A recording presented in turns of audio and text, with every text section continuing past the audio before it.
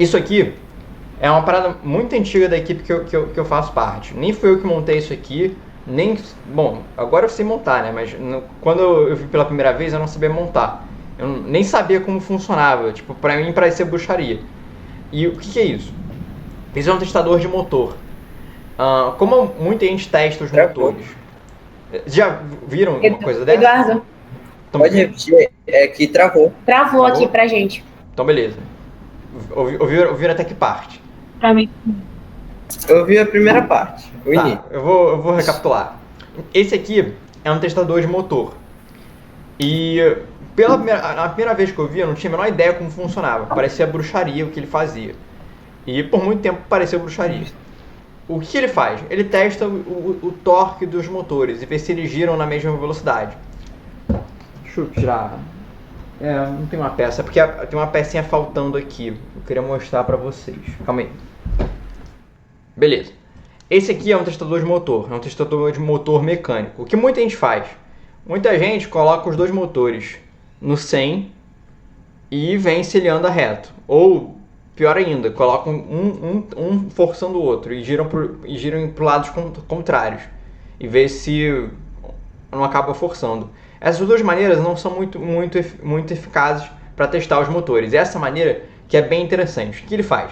A gente coloca um motor desse lado, então um motor fica preso aqui e o outro motor fica preso aqui. O que eles fazem? Eles vão girar e vão girar essa pecinha aqui. Essa pecinha é uma peça que a gente chama de diferencial. Ela tem nos carros. E o que ela faz? Se os dois motores tiverem o mesmo torque e a mesma velocidade, essa peça não vai girar. Esse diferencial não vai girar. Consequentemente, essa pecinha aqui não vai girar. Então a gente colocava os dois motores e ligava ao mesmo tempo para ver se essa peça mexia. Se essa peça mexia para qualquer lado, seja para a esquerda ou para a direita, eu sabia que um dos motores estava descalibrado. E aí tem dois detalhes dos motores, duas coisas que fazem com que os motores não sejam iguais. Pode ser o início da partida do motor ou pode ser durante. O que acontece com o início da partida? Tem vezes que um motor ele chega no ponto de aceleração máximo dele mais rápido do que o outro. Não sei o motivo. Talvez uma coisa eletrônica, um motor está mais desgastado do que o outro, e isso às vezes acontece. E aí um deles inicia mais rápido do que o outro. Então acaba que um motor ele anda um pouquinho mais do que o outro. É como se, sei lá, se eu tivesse um delay de meio segundo para mexer na outra perna. Eu quero fazer um pulo, só que eu acabo pulando com a perna e depois pulando com a outra. Então eu tenho delay. É isso que acontece com o motor. Tem problemas que um motor inicia antes do outro. E aí acaba que você se entorta um pouquinho. Mas você percebe que depois desse pequena entortada, o seu robô vai reto. E aí a questão é você conseguir resolver esse primeiro problema de virada. Como é que a maioria das pessoas... Bom, maioria não sei se é a maioria, mas uma das soluções é você fazer uma aceleração. Por quê? A aceleração não vai resolver o problema, mas ela vai amenizar. Por quê? Ela vai fazer com que o seu robô acelere com o tempo. Ele vai esquentando os motores. Então, os dois motores vão acabar no ponto que eles já vão estar estabilizados. E aí você não vai se entortar tanto. Porque, por exemplo, se você está andando com 10 de força e o outro 0, por, sei lá, 1 segundo, você vai andar um pouquinho. Se você tiver com 100 e o outro 50, você vai andar um tanto a mais. Então você vai estar mais torto. Você vai estar mais torto no início. Então a aceleração ela dá uma diminuída nesse primeiro problema que os motores têm. Eu não sei se é o caso de vocês, mas no EV3 eu sei que isso acontece muito. No caso do Spike, eu não sei se isso é um caso do Spike. No EV3 eu sei que isso muito provavelmente deve acontecer com os robôs de vocês. Porque praticamente todos os motores que eu já utilizei do EV3 tinham esse problema. Um acabava iniciando um pouco depois do outro. Tinha vezes que era pouquinho, então não atrapalhava. Tinha vezes que era muita, então eu precisava fazer uma aceleração para resolver. Eu acelerava o robô, chegava em 100 e depois eu andava constante. Eu fazia essa aceleração apenas para esquentar os motores e eles chegarem no pico deles de movimento. E aí esse é o primeiro detalhe que a gente consegue perceber com isso aqui, com essa peça. Por quê? Se um motor iniciar antes do outro, essa peça vai fazer um leve giro e depois vai ficar estagnada. Por quê? Porque ela deu esse tranco, uma está acelerando mais do que a outra. Quando as duas ficarem niveladas de força, essa peça ela vai ficar parada. Entenderam até aqui? Ou tô falando... Sim, deu pra entender. Sim, deu pra entender sim. E aí esse é o primeiro problema que a gente vê com essa peça. A gente vê se ela dá esse tranco e estabiliza. Se ele deu esse tranco e estabilizou, se a peça se moveu um pouquinho e estabilizou, eu sei que é um problema de inicialização dos motores. Um tá se iniciando mais rápido que o outro. Se essa peça ficar se movendo o tempo todo, aí eu sei que um dos motores tem mais força e mais velocidade do que o outro. Então um dos motores deve estar um pouquinho mais danificado. E isso é normal. Quanto mais você usa os componentes, mais eles estragam.